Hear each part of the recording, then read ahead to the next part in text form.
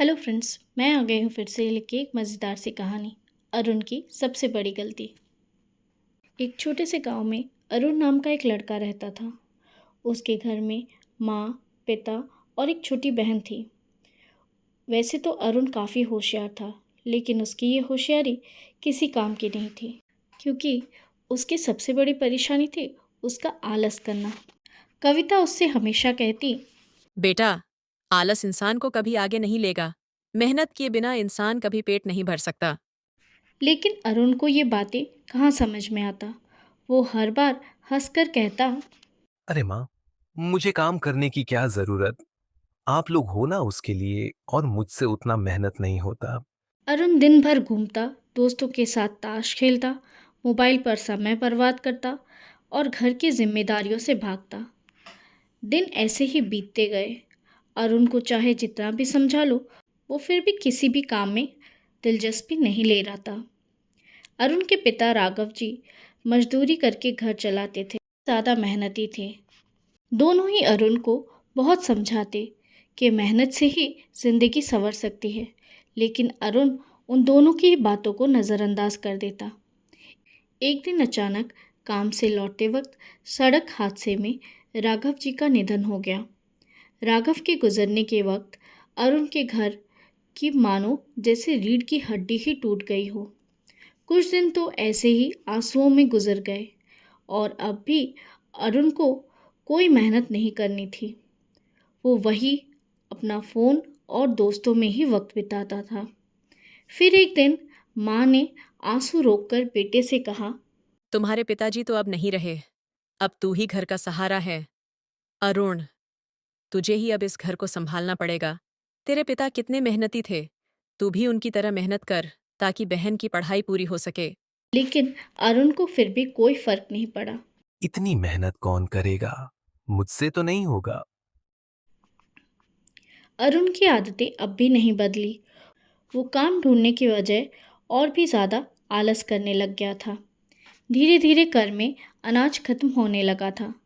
अरुण को चाहे जितना भी समझा लो, वो काम करने को तैयार ही नहीं था। आखिर में थक हार के कविता ने खेतों में मजदूरी करना शुरू कर दिया। जैसे तैसे खाने का इंतज़ाम हो जाता था। ये सब देख भी अरुण अब भी खुद को सुधारना नहीं चाहता था। फिर एक दिन खाने की कमी की वजह से कविता बीमार हो गई। दवाई के लिए भी कविता के पास कोई पैसे नहीं थे। देख, हमारी हालत। अब तो मेहनत कर ले। कुछ तो मेरी मदद कर। माँ, तुम तो काम कर रही हो ना। अब तो मेरी तबीयत भी ठीक नहीं रह रही। मुझसे ज्यादा काम भी अब नहीं हो रहा।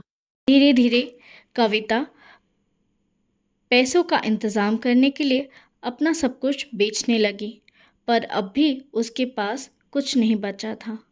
अरुण पहले जैसे ही पैसे खर्च करता, घूमता और धीरे धीरे सब खत्म हो गया। ये सब देख कविता, बेटा, तेरे आलस ने हमें इस हाल में ला दिया। अगर अब भी तू नहीं बदला तो हम सब बर्बाद हो जाएंगे। लेकिन अरुण ने फिर भी काम करने का मन नहीं बनाया। कुछ ही हफ्तों बाद भूख और कुपोषण से उसकी छोटी बहन बीमार पड़ गई। दवा के लिए भी पैसे नहीं थे और इसकी वजह से उसने अपना दम तोड़ दिया। कविता का कलेजा फट गया। कविता चिल्ला के बोली, अरुण, अगर तूने जरा सा भी काम किया होता तो आज मेरी बेटी जिंदा होती। तेरे आलस ने मुझे जीते जी विधवा और बेटी से दूर कर दिया। माँ की चीखें सुनकर अरुण को जैसे होश आया। उसे एहसास हुआ कि उसके आलस की वजह से उसकी बहन की जान चली गई।